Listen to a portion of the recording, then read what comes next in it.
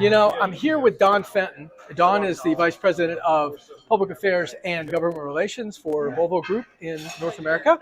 You also have another title, which is the reason that we're talking, and that is the chairperson of the Powering America's Commercial Transportation. That's right. Yeah. This, as here at the ACT Expo where we are, and even if you're watching this later, the fact is that this has gotten a lot of attention here.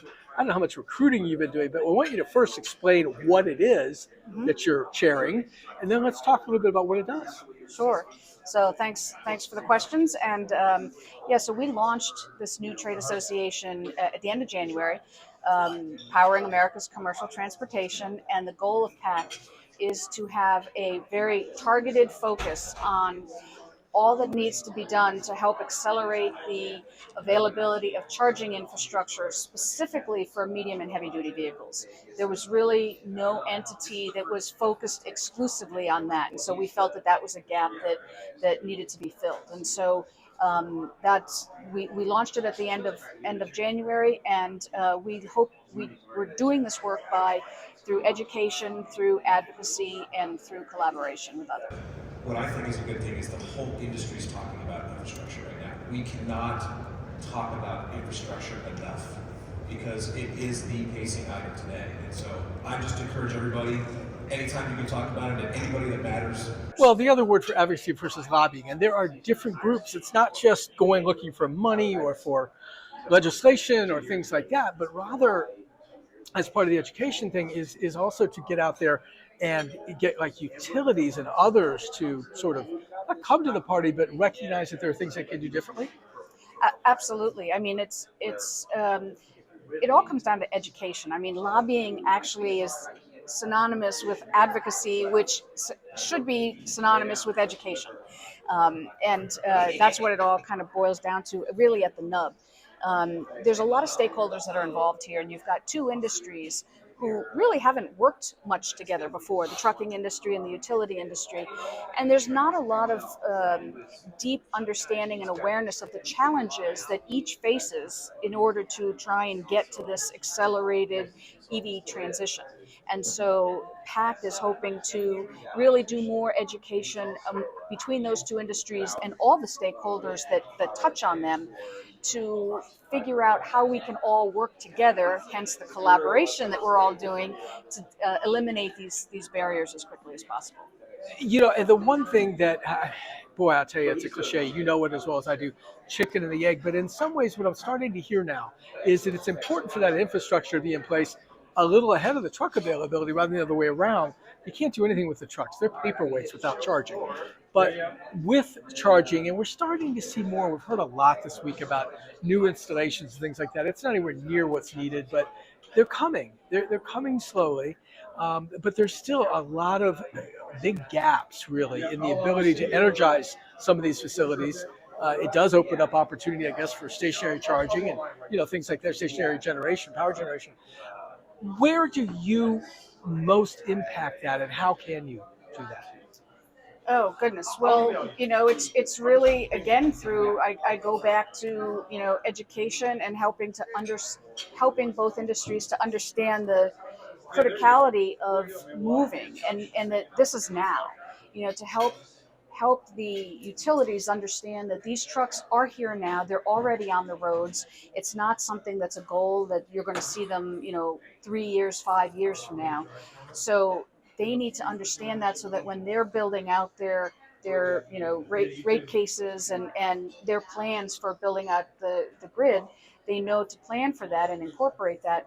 And it's education of the trucking industry to let them know that, okay, you can't just, once your truck is delivered, call the utility and say turn on the charger, or recognize when you put in the order to call the utility. Then, I mean, what fleets should be doing is being in touch with their utility, even if they're thinking about going down this path, so that they can better understand what power needs they're going to have, and then what already might exist in the area if the local utility is going to have to bring in more power for them.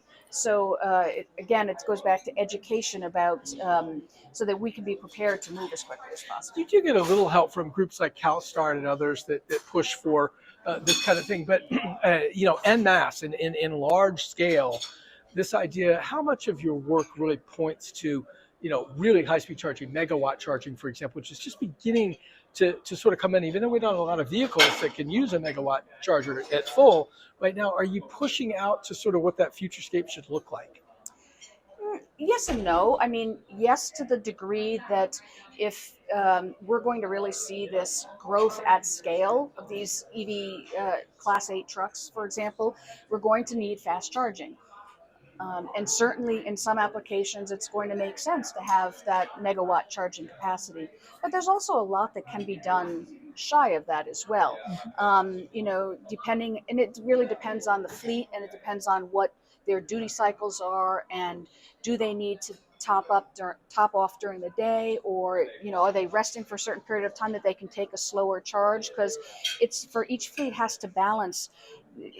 Yes, you need the speed of charging, but that's going to cost more too, and that's also going to wear down your battery more. So it's what's the sweet spot, and that sweet spot's going to be different for different fleets. Sure. It's interesting. Your chairs, if I have this right, correct me if I'm that's why it's Daimler Truck, Navistar, Volvo, where you come from, of course, and then your latest, I believe, is Penske.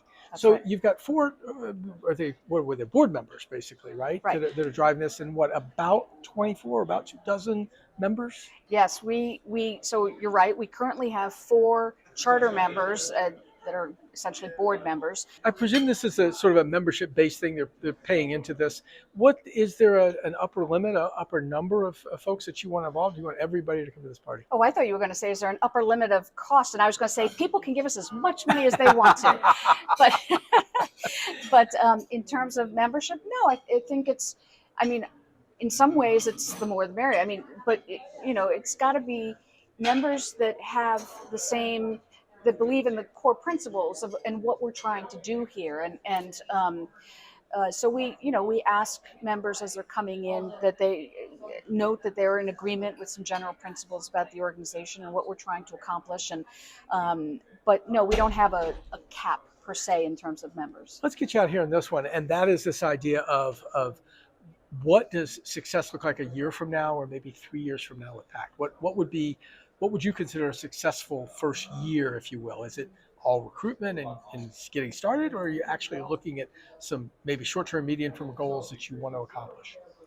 Well, yes, we of course have both short and long-term goals. So shorter term being 1 year, I mean, certainly some goals in terms of membership. We want to continue to see a growth in membership, but also short-term goals in terms of having some policy and advocacy wins. And we are currently involved in some utility proceedings in California. We're also looking to get involved in the state of New York, and looking at other states around the country in terms of where can our voice be helpful to help educate, whether it be policymakers or regulators. We're looking to have more of a presence, not just at truck shows like ACT Expo, but at utility conferences as well, to do the education on both sides. Longer term, I mean, we'd really like to see growth in the number of heavy-duty charging facilities that are available, public, but also even private and behind-the-fence, depot charging for members. Basically, it's how many, of these ZEV trucks do we see out there on the road?